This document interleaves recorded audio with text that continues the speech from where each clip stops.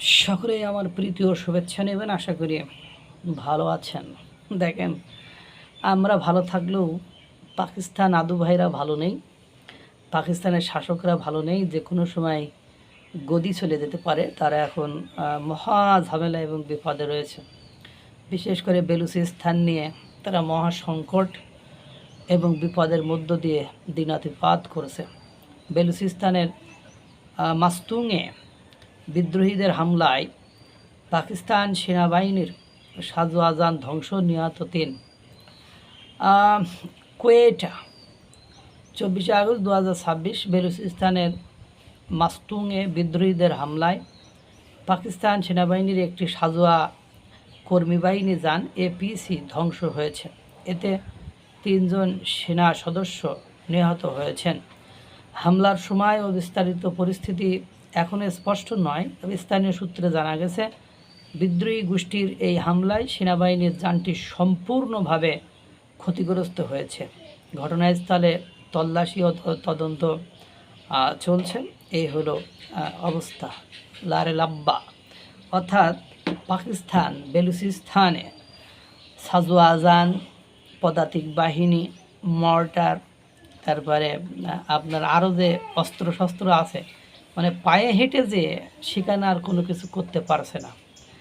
বালুচিস্তান এই মুহূর্তে এত ফর্মে রয়েছে এবং নিজেদের স্বাধীনতার জন্য এতটা কাছাকাছি পৌঁছে গিয়েছে যে সেখান থেকে তাদের আর ফেরানো কোনোভাবেই সম্ভব নয়। যদিও শেখ মুজিবুর রহমান তার ভাষণে এই বালুচের স্বাধীনতার কথা সেই ৭১-এর সময়ই বলেছে এবং শেখ মুজিবের কথা বালুচিস্তানের মারদাং বালোচ তার বক্তব্যই উল্লেখ করেছেন এবং সে মারদাং বালোচকে শেখ মুজিবের মতো আবার পাকিস্তান আটক বা গ্রেপ্তারও করেছে।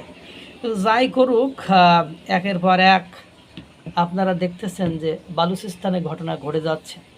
ওখানে পাকিস্তান আর কোনোভাবেই তাদের কাজ কর্ম পরিচালনা করতে পারছে না। এখন আছে তাহারা মহাবিপদে। এখন মামু খালু দিয়েও কাজ হচ্ছে না। মার্কিন যুক্তরাষ্ট্রের সাথে বন্ধুত্ব, চীনের সাথে অর্থনৈতিক হাব, করিডর হাব, এই সব কিছুই তৈরি করেছে। চীনকে ব্যবহার করে বালুচিস্তানের খনি থেকে স্বর্ণ, মূল্যবান খনিজ পদার্থ উত্তোলনের প্রকল্প করেছে। চীন লস টস খেয়ে, বালুচদের পেড়ানো খেয়ে ওখান থেকে বিদায় নিয়েছে। কারণ ওখানে যে চীন তেড়ামি ঘাটতারামি করলে মানবাধিকার লঙ্ঘনের কারণে এমনিতে অনেক নিষেধাজ্ঞার ভেতরে আছে, আরও বিপদে পড়বে। সুতরাং বালুচিস্তানরা পাকিস্তানকে লারে লাব্বা লডর ভডর করে দিচ্ছে। মহান সৃষ্টিকর্তা সকলকে ভালো রাখুক, সুস্থ রাখুক।